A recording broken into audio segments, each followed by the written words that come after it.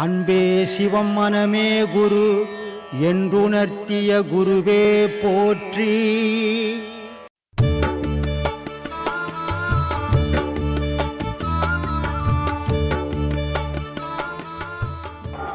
எல்லோருக்கும் ஆத்மா வணக்கம். உலகத்தில் இருக்கிற குரு பிரம்மஸ்ரீ நித்யானந்த ஐயா சீடர்களுக்கும் எல்லோருக்கும் ஆத்மா வணக்கம். சீடர்கள் எல்லோரும் சேர்ந்து 3ஆம் ஆண்டு செய்யும் பூஜை இது. குருவுக்கும் சீடனுக்கும் உள்ள தொடர்பு நீங்கள் எல்லோரும் அறிய வேண்டும். நீங்கள் எல்லோரும் கலந்து கொள்ளுங்கள். அனைவருக்கும் ஆத்மா வணக்கம். ஸ்ரீபெரும்புத்தூர்ல மே 17ஆம் தேதி நடக்குது. உலகத்தில் உள்ள அனைத்து ஐயாவோட சீடர்களும் விழாவை சிறப்பித்து கொடுக்குமாறு அன்போடு கேட்டுக்கொள்கிறேன். அனைவருக்கும் ஆத்மா வணக்கம். தீய எண்ணங்களை ஒழிக்க நல்ல மனிதனாக வாழ நம் குருநாதரை போல இருக்க வேண்டும். 3ஆம் ஆண்டு குரு பூஜை அன்று தீய எண்ணங்களை அழிக்க வாரீர் வாரீர். எல்லாருக்கும் ஆத்மா வணக்கம். தீய எண்ணங்களை அழிக்க நல்ல மனிதனாக வாழ்வை காட்டிய குருவுக்கு 3ஆம் ஆண்டு குரு பூஜை விழாவுக்கு வருக வருக என்று வரவேற்கிறோம். அனைவருக்கும் ஆத்மா வணக்கம்.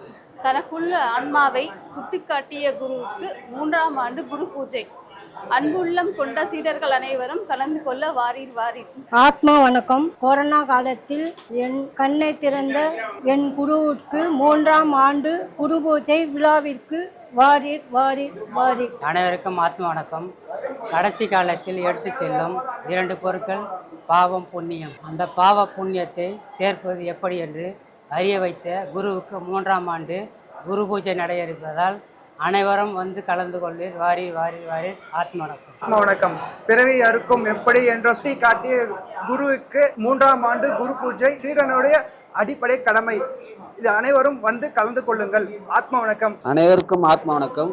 அழிய போகும் உடலுக்கு ஆசைப்படாதே, அழியாத உன் ஆன்மாவை பிறப்பை அறுப்பது எப்படி என்று உணர்த்திய குருவுக்கு 3ஆம் ஆண்டு குரு பூஜை. அனைவரும் வாரீர் வாரீர் வாரீர். ஆத்மா வணக்கம். ஆத்மா வணக்கம். குடும்பத்தில் இருந்து தனக்குள் இருக்கும் கடவுளை அறிய வைத்த குருவுக்கு 3ஆம் ஆண்டு குரு பூஜை ஸ்ரீபெரும்புத்தூர் வன்னியகுல சத்திரத்தில் நடைபெற உள்ளதால் அனைவரும் சீடர்களும் பக்தர்களும் கலந்து கொள்ளுமாறு அன்புடன் வேண்டிக் கொள்கிறோம். ஊழ்வினையை வெல்லணும்னு சொன்னால் உலக விஷயத்தை அவன் மறக்கணும். அவனால் மட்டும்தான் அதை வெல்ல முடியும். ஆனால் விதியை வென்னிட முடியாது. உன்னுடைய வினையை வெல்லலாம். இப்போது ஒரு மனிதன் நீங்கள் இருக்கிறீங்க,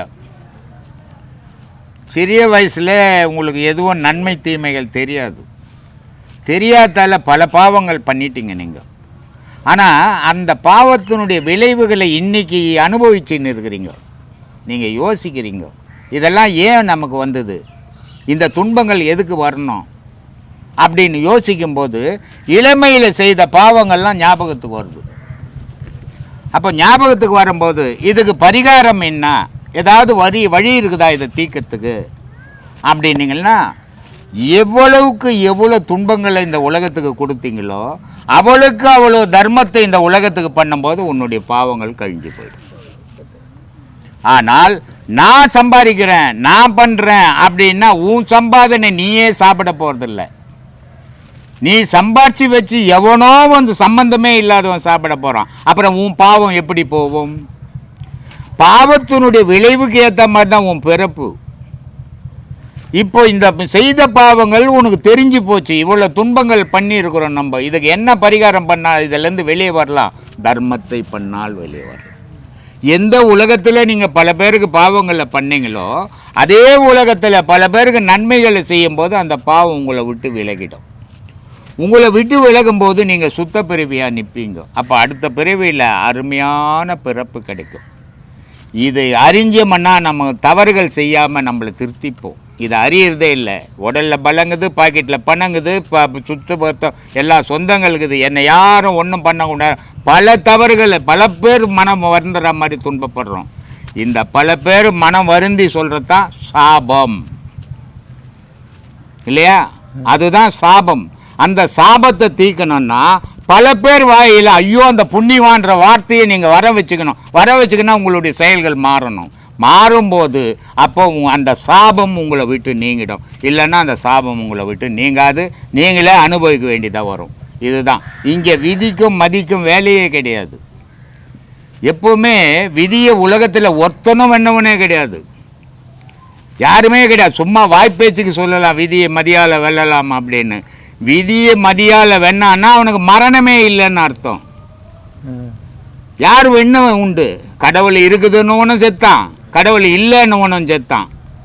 அதனால் விதியை வெண்ணக்கூடிய ஆற்றல் இந்த உலகத்தில் கடவுளை தவிர வேற எவனுக்கும் கிடையாது, மகானுக்கு கூட கிடையாது. ஊழ்வினைன்றது என்ன? முன் செய்த வினை. ஊழ்வினை என்ன? முன் செய்த வினைகள்.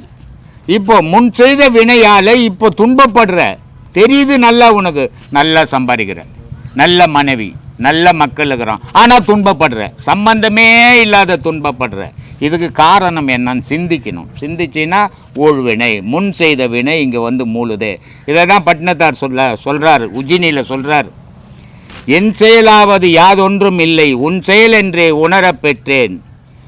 உன் உடல் எடுத்து பின் செய்த வினை யாதொன்றும் இல்லை, முன் செய்த வினையே இங்கு மூண்டது வேண்டார். அப்போது இந்த ஊன் உடல் எடுத்து நான் ஒரு பாவத்தையும் பண்ணலப்பா, ஆனால் இவ்வளோ பெரிய துன்பம் எனக்கு ஏன் வந்ததுன்னா முன்பிரிவில் செய்த வினை இங்கே மூழுது எனக்கு அப்படின்றாரு. அவ்வளோ பெரிய மகானுக்கே மூழுதே, சராசரி மனுஷன் கடவுளையே நினைக்காதவன் நமக்கு மூலாதா? அதனால் எந்த வினை இந்த உலகத்தில் நம்ம செய்தோமோ அதே உலகத்துக்கு நீ நன்மையை செய்யும்போது அந்த ஊழ்வினை உன்னை விட்டு விலகிடும். அப்போது நன்மைகளை செய்யணும். நான் ஏன் செய்யணும்னா துன்பத்தையும் நீ தான் அனுபவிக்கணும். இது யாராலையும் ஒரு சாமியார்கிட்ட போனால் ஒரு சரி பண்ணிடுவார், எந்த சாமியாராலையும் எவனும் சரி பண்ண முடியாது.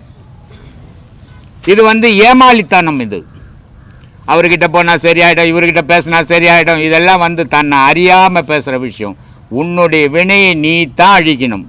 நீ அழிக்கிறதுக்கு சாமியாரால் வழி சொல்ல முடியுமே தவிர எந்த சாமியாராலையும் உன்னுடைய வினை அழிக்க முடியாது. அப்படி அழிக்கிறதா அந்த உலகத்தில் துன்பம்ன்றதே யாருக்குமே இருக்காது. எல்லா சாமியாரும் சேர்ந்து உலகத்தில் இருக்கிற மக்களுக்கெல்லாம் துன்பத்தை போக்கிடுவாங்க. அதனால் அதெல்லாம் நடக்காத காரியம், அதெல்லாம் ஒரு கற்பனை. நிஜ வாழ்க்கையில் சிந்திச்சு பார். இந்த துன்பம் வந்துடுச்சு எனக்கு, ஏன் வந்தது? முன்னாடி ஏதோ வினை செய்துக்கிறேன். அப்போ இதை எப்படி தீர்க்கிறது? நன்மையை செய்து தீர்த்துடு. அப்போ தான் அந்த வினை உன்னை விட்டு விலகுமே தவிர இல்லைன்னா விலகாது.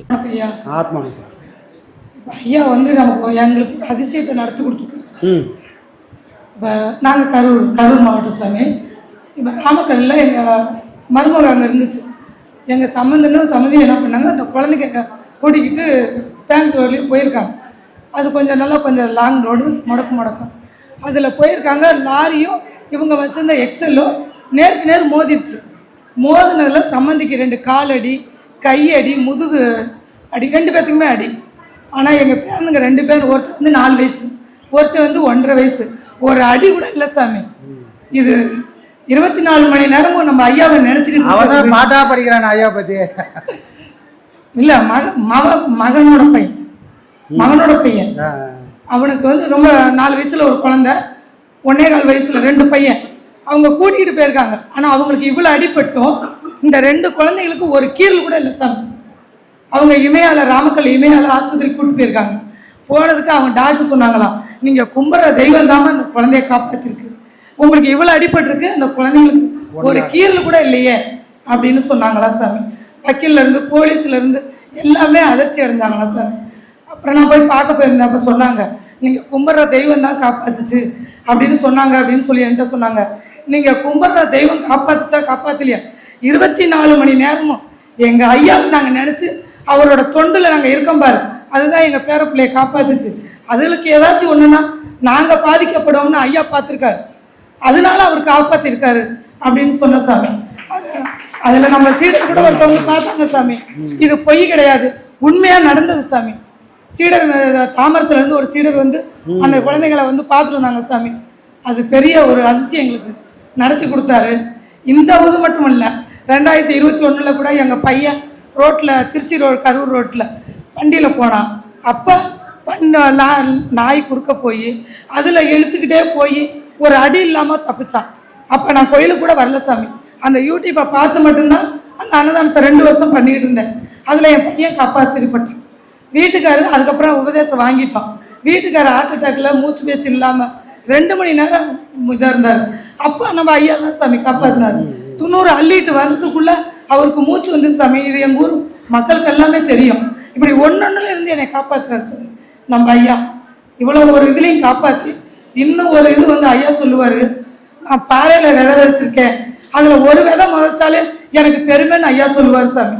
இங்கே வந்திருக்க சீடர் அனைத்தும் பாறையில் விதைக்கப்பட்ட சீடர் சாமி. ஏன் சொல்கிறேன்னா, நான் வந்து மைத்திரியில் வந்து அப்போ வந்து புரியாதது ஒரு 4 லட்ச ரூபாய் ஏமாந்துட்டேன் சாமி.